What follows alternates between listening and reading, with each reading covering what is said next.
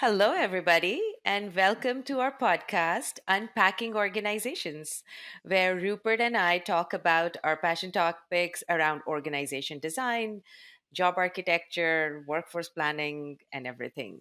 Unpacking Organizations, the Practitioners Podcast. Sponsored by Orgvue. So, welcome, Rupert. How are you doing today? As always, living the dream, never a I dull love it. moment, I always love fun, it. and all the more because we have a special guest here today. We have Yes, Otto Pretorius welcome. Thank you so much. and Shradha. I've known Otto now for we're not going to count, but close to 10 years. So That's when lovely. my first edition of DDOD, Data Driven Organization Design, was published, I think there was an inquiry or something. It was a call that came in. Or it might have been Ken Shepherd in Canada who Yeah, introduced Ken us. Shepherd from the Org Yeah, Design Institute in Canada. that's right. And Ken Shepherd actually introduced me to Elliot Jacques and his thinking and the requisite organization back in the early 2010s. So I included as best as I could that thinking in the book, which I love. And Ken put me in contact with, oh, well done. Look at that. Nerds unite. And so Otto reached out to me through Ken or whatever, and we've been friends ever since. And we've worked together. We've done some client work together, and I've learned a lot, I can say, from Otto. And Otto had quite a big impact on particularly the role chapter in the second edition of Data Driven Organization Design. And and as I would say, is very structured in how he thinks about data as well. So we probably want to talk about that a little bit. But before I spoil the whole thing and give Otto's entire biography and do the podcast for Otto, welcome again. Thank you so much.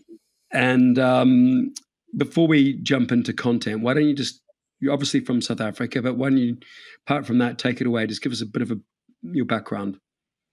Yeah, thank you very much for the invitation. Yeah, Ken actually sent me your book and said to me he would welcome if I give you some feedback and read through it. And then we had a discussion. I flew to London. We sat around the table and discovered that our thinking about data is kind of 99% spot on. And there was, again, Nerds Unite moment. Yeah, indeed. I'm South African. I was born in South Africa, trained as an accountant.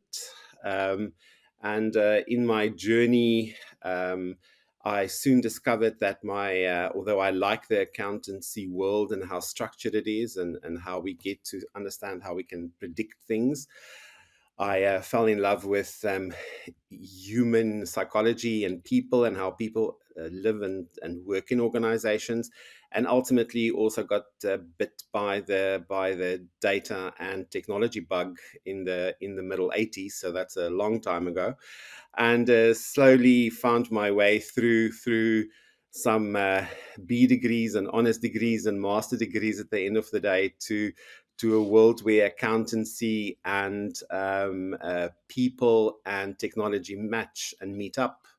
And that's where I found myself for the last X number of years, either No as an one's counting, academic. Otto. Sorry? No one's counting. No one counting. First as an academic, and then started company, sold the company, went to travel, saw many more things across the world, worked a bit in Europe, and soon found myself in the UAE, and they got confronted by how hard it is for clients to implement HR tech.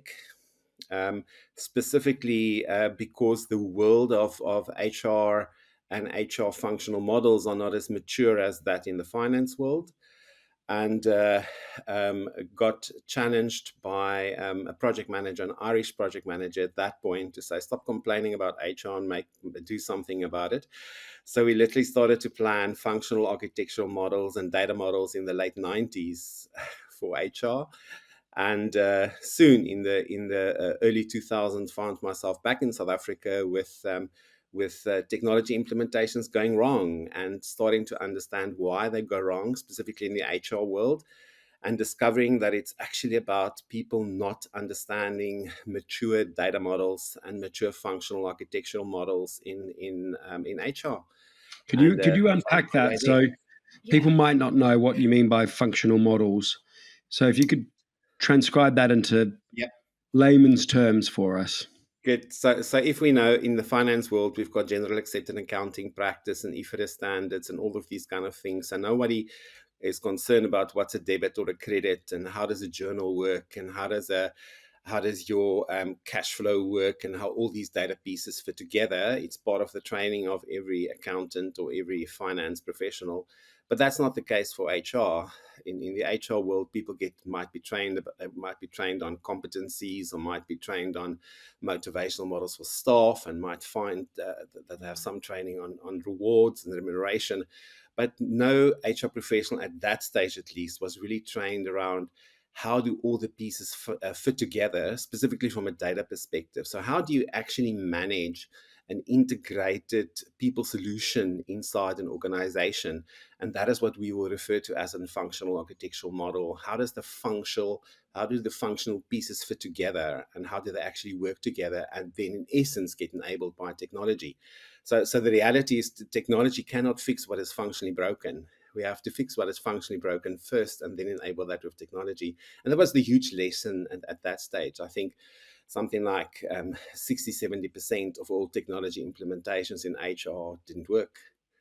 And it was really around the fact that people didn't understand this baseline from how do these pieces really fit together, not only from a conceptual model, but really in a hardwired way. Amazing. And so you created a very structured model that you rolled out in South Africa and actually created a standard in South Africa for Correct. thinking about that. It might pay to touch on that briefly and then maybe segue into how does that apply to this Canadian with a French name, Elliot Jack, and the requisite organization? Sure, sure.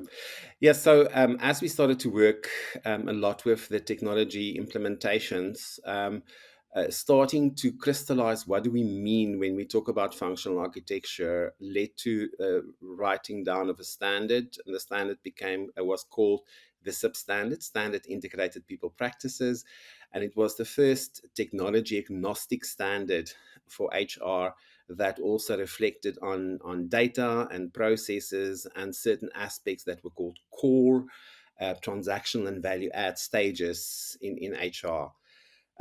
Main focus, of course, for me was on the core side of the standard, and that meant that we started to get involved with how do we actually baseline all of the human capital practices and processes into a single environment that is all integrated, and that led eventually to the love for job architecture and job grids, and how do we actually build this standard and what are the rules for building the standard, which then, as Rupert already said, led me to certain decisions or certain pieces of research first, and then some decisions on what is the best way to baseline something like a role grid.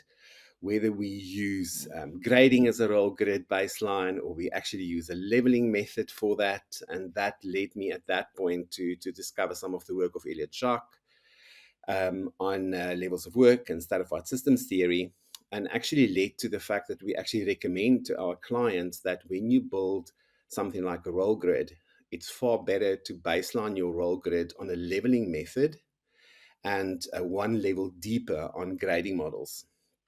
Ultimately, because the leveling method is the baseline of all grading models anyway, and there's such a beautiful universal truth running through stratified systems theory as a model. And then when you get to all the exceptions that grading gives you, which is of course very appropriate in organizations, you actually run that at a deeper level, which gives you a far more flexible role grid and can help you deal with all the exceptions that you're ultimately always looking for when you are grading. So, Otto, this is like the nerd in me is really excited to hear all of this. And you and I spoke about it, that how job architecture is the baseline and how all of this thinking founds the foundation of the work that HR should drive for the organization. There are two questions that come into my mind, and you can choose however you would like to answer it. One is that this is very tough work, and organizations usually do it once and they never want to do it again. So how do we focus on evolution of organization as we continue this work? Because do you think that needs to be evolved? What is your philosophy around it, and how do you want our listeners to think about it? And the second part is that as we are thinking and we feel strongly about that this is a very foundational exercise, people now these days in my network, the buzz is that job architecture is dead. It's all skill based. How do we actually think about moving the skill based economy and not thinking about very regimented job architectures and all of that? So, how do you think about that as well? And I think these two topics are connected questions. So, over to you. And Rupert, do you have any further thoughts? Shradha, I just said that the way you paraphrased it before we came on is job architecture dead? I think is the way that Yes. that's really the nub. Is it dead, or does it have a fruitful life? So I think those are two fundamental questions. So let's just start with the whole notion of job architecture when you do it once, or whether it's a reality of your life going forward. So really, a journey into job architecture is one of saying, how do you build the structure a client or an organization needs at the point when they start? So often not trying to build everything at once, because that can often be so time consuming and becomes a long journey before you see any value. So really build what is needed at that point, but build also in a way that you don't have to break things later on when you add additional pieces. So my view is always build what is needed for now, understanding that this is a long-term journey and you have to add elements as you go. So it might be that, let's use an example, that initially the competencies might not be important. Certainly, it wasn't that important in the early 2000s, and it was far more important to get the leveling right and the job families and sub job families right, and to get the granularity of the job grid right. So, do I have enough jobs to cover my number of positions, or whatever that coverage is? That was the major thing to get right, and only later on did things like behavioral competencies and technical competencies start. But also for, let's say, a mine, technical competencies might be far more important than behavioral competencies. But for a knowledge-based organization, your behavioral competencies might be more important than your technical. It might also be that all of your families don't need technical competencies, only some. So really build what you need, so that you don't make the environment too cumbersome, and people actually perceive this as more as a stumbling block to get anything right in the organization than not. But most certainly, this is something that the moment you embark on a job architecture, it is something that don't stop. If you build it in a flexible way, it's also easy to simplify it. I think one of the things that we discussed before, Shradha, is the fact that there are many techniques to help you build standards quickly and to multiply those standards. I think, Rupert, in the book, we spoke about archetypes. How do you build archetypes? And those archetypes help you to manage mass content, and then really focus on setting up that mass content quickly, and then focus on the things that are truly unique in each job. So suddenly you cut your effort from job architecture being a year or two to a couple of months every time, and you only refresh the kind of things that are truly flexible, and those archetypes you keep fairly solid. And if you have some technology to help you, of course, in managing that job architecture, it just makes it so much faster to change. If people are doing this still today on Excel and on PowerPoint and whatever, then I think it's a crazy point, and you probably need some Valium on a daily basis to manage that, right? And just to That's double down on that archetype point, so when you talk about levels in the organization, it's helpful to think about the behavioral archetypes, the Absolutely. leadership archetypes, and what have you. Whereas in the role families and subfamilies, you've got the skill archetypes, and then what skills are needed, and then it's just different proficiency levels at the levels. And so you kind of build it as a grid. It's like a jigsaw, but actually it's not as much data. And the other big issue is becoming, particularly if you talk about competencies, is people just throw more and more and more because it's like you're at a supermarket. Oh, I'll have one of those as well. I'll have, and you're just picking, and before you know it, your basket's full. And so there's a real degree of pragmatism and saying, you know what are the 4 or 5 crucial behavioral competencies That's going to make the difference. that makes the difference? Let's put that in the basket. What are the 3 or 4 or 5 critical skills for the role and just limit it? Because every time you add another one, it just compounds the complexity. And this is where perfection is really the enemy of the good. Absolutely. And I think that's one of the traps. Yep. If you have a job architecture that is functioning at 70, 80% and give you all the targets and all the actuals and the gaps so you can actually unlock all of the other value, you get a whole lot more out of that than actually having a job architecture that's over-engineered, over-designed, and actually just puts your feet in concrete, and you spend all your time managing the job architecture and never get to pick the fruits. Yeah. So that's a very important aspect. Thanks, Rupert. A bit on your curveball question. So this is a question I get incredibly passionate about, and I often comment also on LinkedIn when people talk about even agile organizations and skills-based organizations, that jobs are dead and or roles are dead and role architecture is dead. And I always then decide I'm going to not comment for now and wait for a year or two when those same people talk again about how important job architecture and the role architecture is.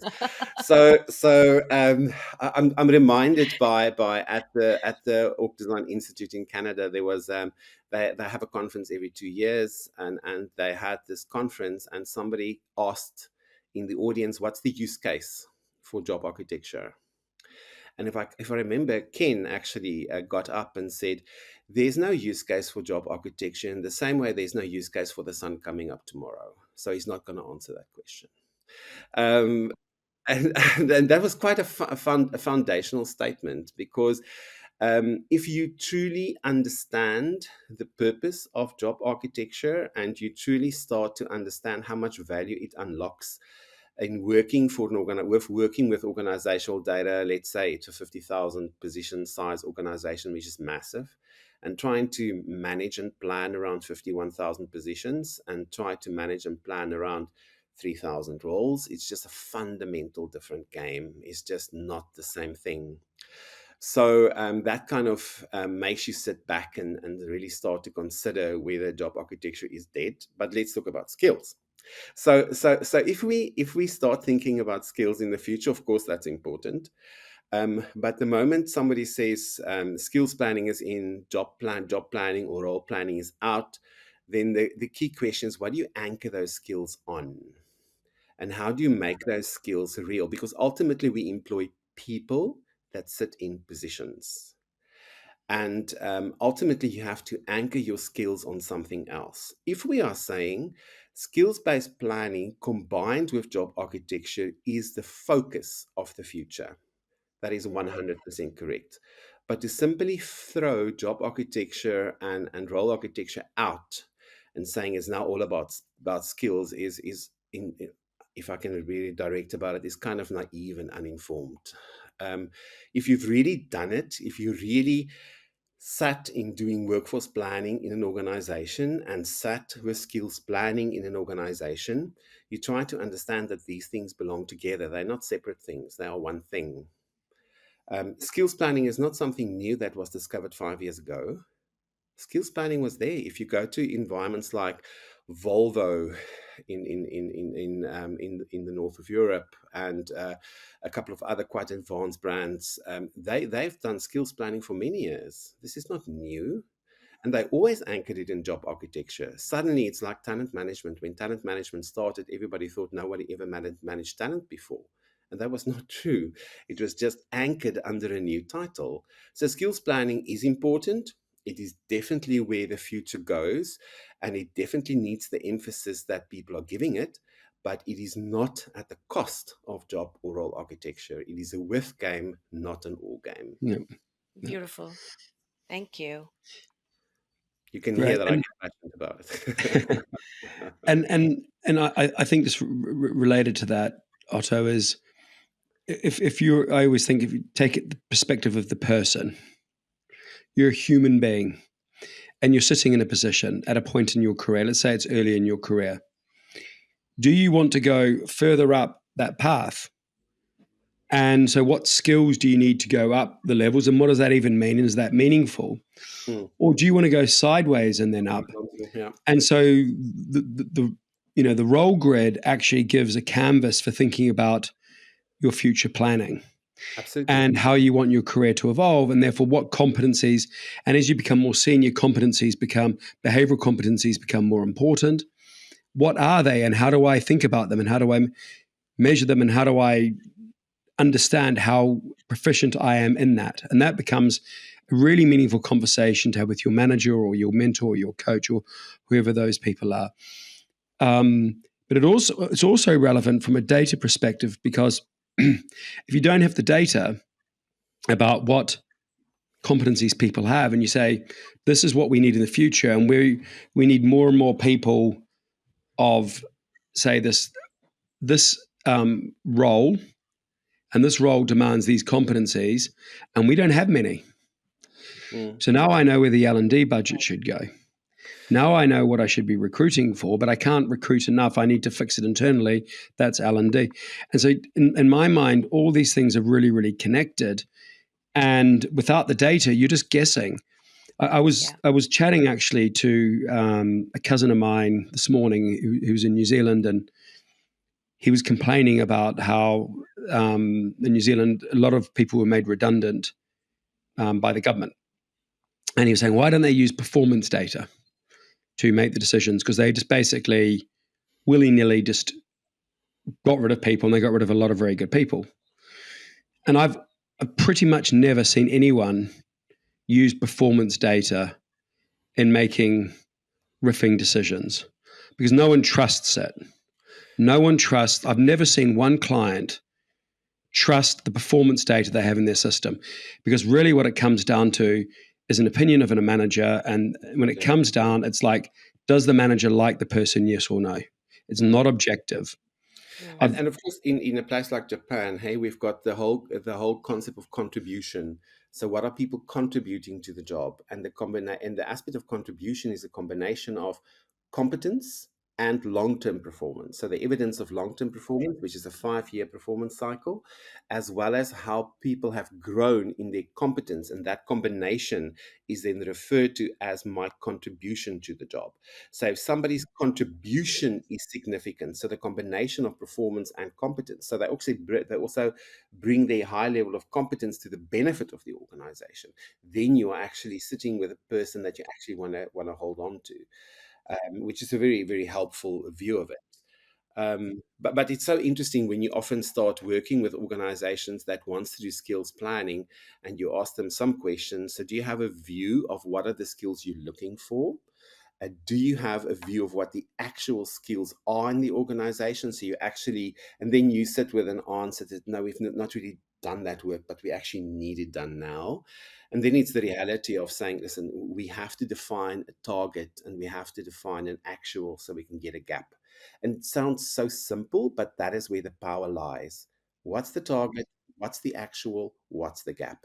And the moment I have those 3 components, I can do talent management, I can do buying skills, I can do where can I retrain people, where can I potentially move people downwards a layer in order to go upwards eventually, and how do I manage career canvas, and all these modern words that people use today is still founded on what is the target, what is the actual, what is the gap. And it's a dynamic, living, breathing thing, Shradha, to answer your question, right? And so you set this up so you can have these better conversations and actually focus the resource and actually help the human beings who around in our organization get better and understand and develop their careers in whatever way, understand their personal gaps. Yes. And so, it should be at the heart of what we're doing. Um, so, Otto, we're up on time, unfortunately. If We can go one, talking we could go forever. forever. One tool that you think that people could get and learn. So before I get into one tool, there's maybe just one last thing I quickly want to mention, Rupert, and Sure. that is what the whole world of AI is doing to job architecture. So there's a fundamental debate in most of my clients at the moment on the go, and saying, well, why don't we just use AI tools to build our jobs for us? And some of the interesting realizations of them going down this path is actually starting to understand that there's a difference between the stable infrastructure I need internally versus the input of new refresh data coming from the market. And I have to pull a very big line between these two things. And that is potentially, we can see it as a tool or a trap or whatever we want to talk about there as well, is what people that drives the kind of new solutions. And I'm not going to name any one of them here, but that either does some of the data scraping in the market, or really brings out what are the latest competencies and skills that is relevant to the market, are great, and they are very important in challenging organizations on whether you have the right critical skills. But what is important is to understand that those pieces of information are here to challenge us, but they do not necessarily affect our internal infrastructure of data unless we deliberately update it. Because what you cannot have is an internal data environment that fluctuates on a daily basis, because it literally destroys any form of HR sustainable work you are doing on talent, career planning, even the management of remuneration or anything like that. So it's an important challenge in the next couple of years in the job architecture world, is how do we start working with the provocative external data sources that helps us to challenge versus the stable data infrastructure you need internally to make your human capital environment work and give you all the benefits that the proper job architecture will. That's the key real challenge of the future to get right. Um, if I've got more time, I can carry on, but that's kind of answering two things at once. That's actually great because I feel that there is a lot of use cases in that sense of AI into this thinking. But to your point, I really like the way you are delineating it, is that how much is that you want to apply for your stable organization versus what the data that you're in data that you're getting from outside. And that's a really good call out from the perspective of using AI. So I like that, and I just wanted to repeat it for our leaders. Good. So I think the probably the thing I say to all my clients is be as simple as you can and be as complex as you must when you do your job architecture. Do When you throw anything at it, be careful that you also structure it in a way that it makes sense and it is sustainable. So architecture is not something that evolves on the back of a matchbox. You must sit down and fundamentally plan it, get the full picture design done, and then add the data elements as you need it. You don't discover another piece of data you want to put into your job architecture 5 years down the line. And if you do, then you have to think about all of the data pieces, especially if you're dealing with global clients that have got things like regional pay models, regional governance models that also requires integration into the job architecture. Therefore, you have to really sit down and design it, and not design it like, our grandmothers used to knit beautiful blankets of, squares.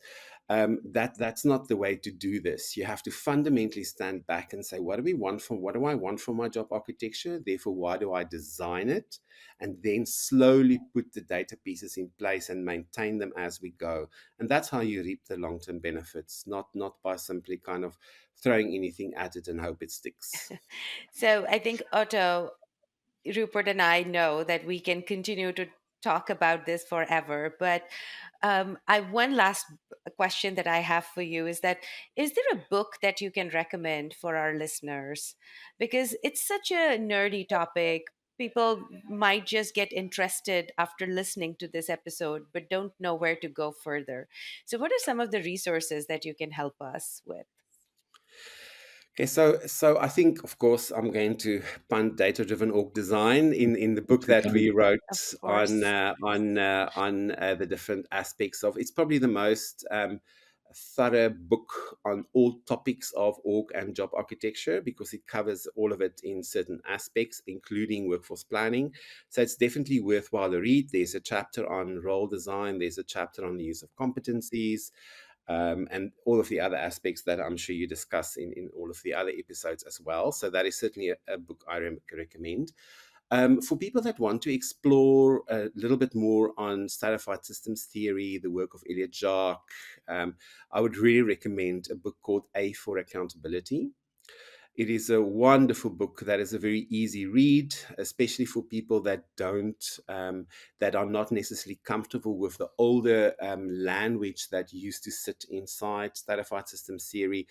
I think the words are manager once removed and subordinate and these kind of words, which have moved on. So the original work of Elliot Jacques might still contain some of the words that are potentially alienating. But if you look through those words and actually look at the true meaning of the implications of the design, then you actually understand that this is timeless stuff. So I would normally recommend people read things like A for Accountability. Go and look at the Canadian Institute for Org Design's website and read a couple of articles there. There are things like Am I big enough for my job? Is my job big enough for me? Which are fundamental pieces of articles. In Praise of Hierarchy, which is another article to read. Those are kind of the I think the most important things. More recently, people are questioning the relevance of Elliot Jacques' work again. And the moment people have sat down with it and a good bottle of red wine, and they truly think about this, then the conclusion is normally, listen, it is what it is, and we're not all born to do the same thing. We all born with different capabilities, and why should we not design organizations and levels around human capability? It's ultimately a place where we house people and work. So how can we ignore natural human capability in the way we design business? Beautiful. Thank you so much, Otto, for being our guest today and sharing all the wisdom of knowledge that you have with us and our listeners. Uh, we really, it was an honor, and I learned a lot in this episode. So thank you so much for being there. Thank you, Absolute pleasure. Rupert, Thank you as for the invite. always. Thank Yes. you, For the guys. invite. And I'm Until sure next we will time. talk again somewhere. Thank you so I'm sure much. we will. Yes, for sure. For sure, Otto. Take care. Bye now. Thanks, guys. Bye. Unpacking Organizations, the Practitioners Podcast. Sponsored by Orgvue.